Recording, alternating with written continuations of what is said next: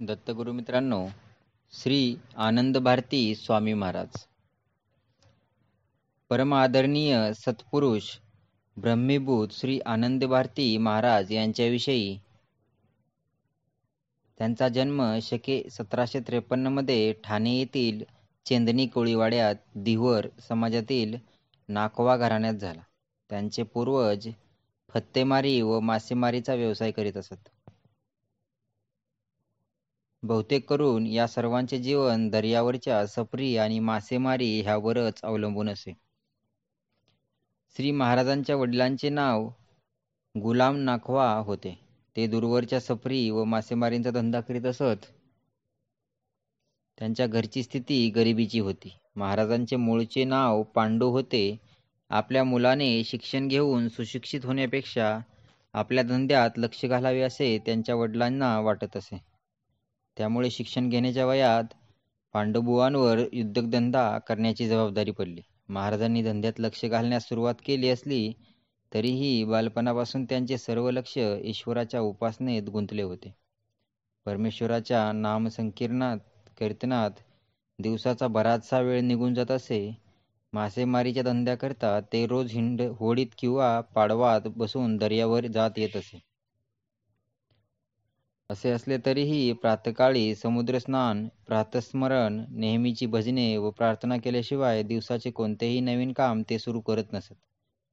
उद्योगधंद्यानिमित्त इतर कोणत्याही ठिकाणी जरी जाणे झाले तरीही ते आपल्या नित्यक्रम कधीही विसरत नसत. परमेश्वराची आराधना नैमित्तिक न करता सदा सर्वदा केली पाहिजे अशा मताचे ते होते. दिवसेदिवस त्यांचे मन परमेश्वराचे ध्यान, पूजन व स्मरण चिंतनात ओढू लागले. इथे फत्तेमारीने ते मुख्य तांडेल ही झाले. सध्या ठाणे रेल्वे स्टेशन लाईनच्या बाजूने दक्षिणेकडे जाणारा छोटासा रस्ता, जो श्री आनंद भारती रस्ता म्हणून ओळखला जातो, त्या रस्त्याच्या पूर्वेस असलेले पुंडलिक विठू नाखवा, आनंद भारती महाराजांचे पुतणे, यांचे घर हेच महाराजांचे मूळ घर होय. महाराजांचे बालपण तेथेच गेले. या घराच्या माळ्यावर महाराज बालपणी भजने म्हणत असत. शेजारपाजाऱ्यांना व घरच्या मंडळींना त्यांच्या भजनाचा त्रास वाटू लागला तेव्हा त्यांनी रस्त्याच्या पूर्वेस असलेल्या रामभाऊ कोळी यांच्या घराशेजारी छोटीशी झोपडी बांधली आणि त्या झोपडीतच ते राहू लागले. तिथेही ते चुलत बंधू शनिवार नाखवा व आजोबाजी लहान मुलांना जमून भजने म्हणत असत. त्यांना फत्तेमारीस दूरवर जावे लागत असे, पण तरीही त्यांच्या परमेश्वराच्या उपासनेत कधीही खंड पडत नसे. त्यांची परमेश्वरावरील भक्ती आणि विरक्त होत चाललेला स्वभाव पाहून त्यांच्या घरच्या मंडळींना त्यांच्याविषयी काळजी वाटू लागली. महाराजांचे लग्न आणि सुखाचा संसार व्हावा अशी त्यांच्या घरच्या मंडळींची इच्छा होती. मात्र महाराजांनी त्यास विरोध केला. असे असतानाही घरच्यांनी त्यांचे लग्न ठरविले. वयाच्या 20व्या वर्षी त्यांचे लग्न झाले. मात्र महाराजांना संसार सुखात गोडी वाटली नाही. त्यामुळे संतान वगैरे झाले नाही.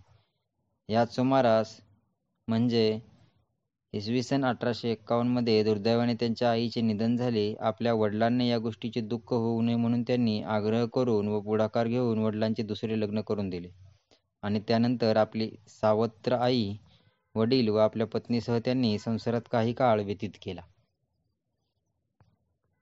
महाराजांचा बराचसा वेळ भजन, पूजन यात जात असे.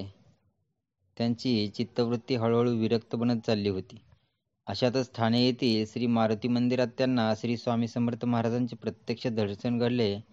सद्गुरू दर्शनाचा लाभ झाला. संसार सुखाचा त्याग करून सद्गुरू सेवेत जीवन व्यतीत करावे असे त्यांना वाटू लागले. मात्र त्यासाठी संसाराचा त्याग करणे कठीण होते, कारण ते घरातील कर्ते पुरुष होते. घरची जबाबदारी त्यांच्यावरच होती. एकदा महाराज काही मंडळी समेत फत्तेमारीसाठी निघाले असता एकाकी आकाशात ढग जमा झाले. विजा कडाडू लागल्या. सागराने रौद्र रूप धारण केले. लाटांचा खळखळाट वाढला. तशी जहाज हेलकावे खाऊ लागले.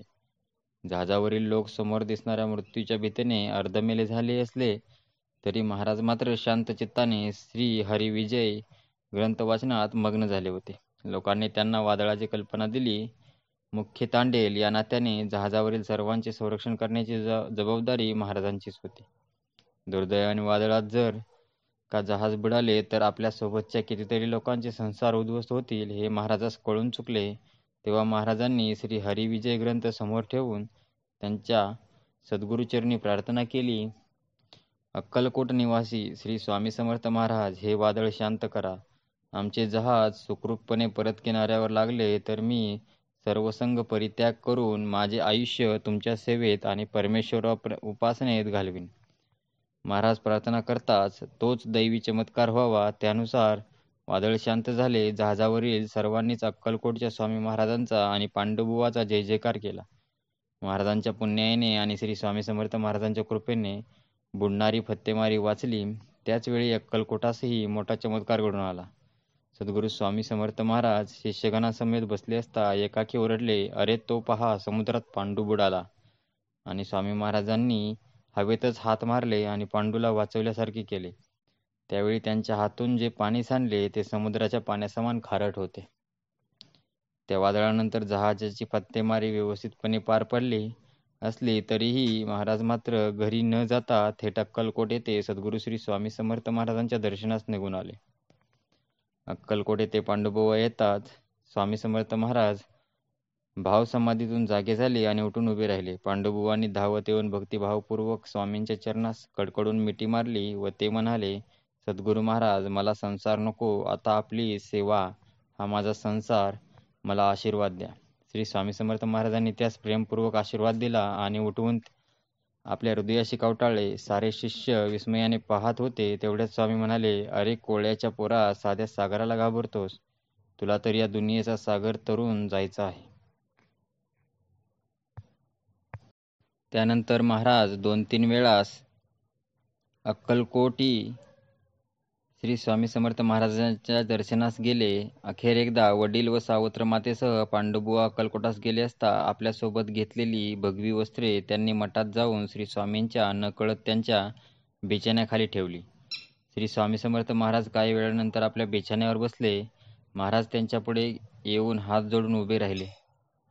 महाराजांची अनन्य निष्ठा, गुरुभक्ती आणि दृढ निश्चय पाहून श्री स्वामी समर्थांना परमानंद झाला आणि पांडुबुवाच्या मनातील विचार अंतर्ज्ञानाने जाणून घेत त्यांनी बिछाण्याखाली ठेवलेली भगवी वस्त्रे स्वहस्ते मोठ्या प्रेमाने देत पांडुबुवांना घ्या, आनंद घ्या आणि आनंद भारती व्हा असा आशीर्वाद दिला.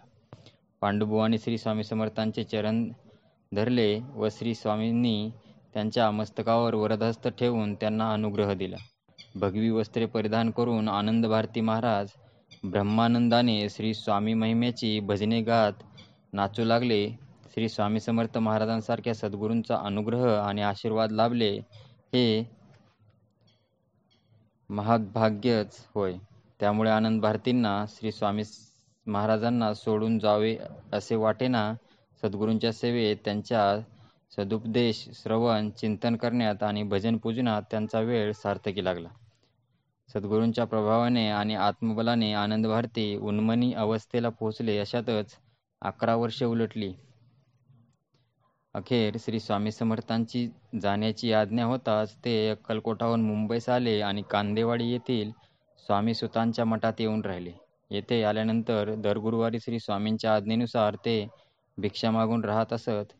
त्यांच्या भजन पूजनाचा नित्यक्रम सतत चालू होताच. श्री स्वामी सुतांच्या मठामध्ये असताना एके दिवशी श्री आनंद भारतींना श्री स्वामी समर्थांचा दृष्टांत झाला. श्री स्वामींनी त्यांना पुन्हा मुक्कामी परतण्यास सांगितले. आनंद भारती महाराज ठाण्यास आले. ठाणे रेल्वे स्टेशनच्या उत्तरेकडे सध्याच्या श्री दत्त मंदिराजवळील औदुंबराखाली छोटी झोपडी बांधून त्यात रात्रंदिवस ते कीर्तनात करू लागले. दुपारी व रात्री ते ठाण्यामधील श्री कौपिनेश्वराच्या देवळात एकांतात धार्मिक ग्रंथाचे वाचन, मनन व चिंतन करीत असत.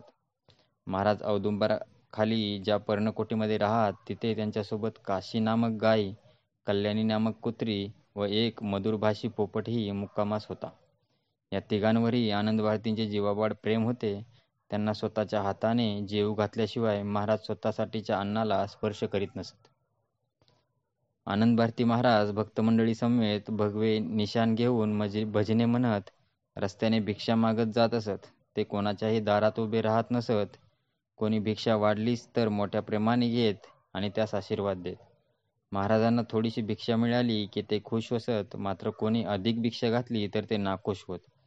भिक्षा घेत भजने म्हणत रस्त्याने चालत असता समोरून दुसरा कोणी दीनदुबळा भिकारी दिसला की त्यास मोठ्या आपुलकीने बोलावून महाराज स्वतःच्या जोळीमध्ये हात घालून आपणाजवळ जमलेली भिक्षा देत असत. ते पाहून अनेकांना आश्चर्य वाटत असे आणि त्यांच्याविषयी असलेला आदर वाढत असे. मात्र काही जण श्री महाराजांची कोष्टीबिवा म्हणून चेष्टाही करीत असत. तसेच त्यांच्या जोळीमध्ये माती, दगडधोंडे, मासे, हाडे, वाहना अशा वस्तूही टाकीत असत. मात्र आनंद भारती महाराज त्यांच्यावर कधीही रागावत नसत.